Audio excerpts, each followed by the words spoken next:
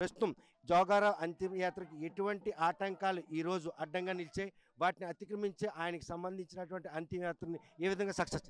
మీరు పొద్దున్నుంచి చూస్తున్నారు, ప్రజలంతా కూడా 37 సంవత్సరాల తర్వాత వచ్చిన జోగారావుని గౌరవంగా తీసుకెళ్లాలని చెప్పి ప్రజలు చాలా వచ్చి వాళ్ళు ఏడుస్తూ ఈరోజు కూర్చున్నారు. కానీ పోలీసులు ప్రతి క్షణం కూడా ఈ అంతిమయాత్ర జరగకుండా అడ్డుకుంటున్నారు.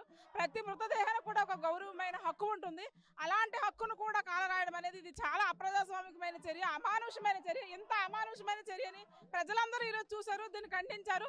ఖండించడమే కాకుండా ఇది మా హక్కు, మా హక్కుతో మేమందరం కూడా ఖచ్చితంగా గౌరవంగానే మేము తీసుకెళ్తాము, కూడా మేము తగ్గేది లేదని చెప్పి ప్రజలందరూ కూర్చొని ఈ రోజు వాళ్ళతో కొట్లాడి ఇంత గౌరవంగా ఆ కామ్రేడ్ ని తీసుకెళ్తున్నారు. ఇంతమంది అభిమానుల్ని, అదే విధంగా అన్యాయాన్ని చొరగొన్నటువంటి జోగారావు అంతిమయాత్ర పార్టీకి అనుగుణంగా చేసేందుకు ఎటువంటి ఆంక్షలు విధించారు?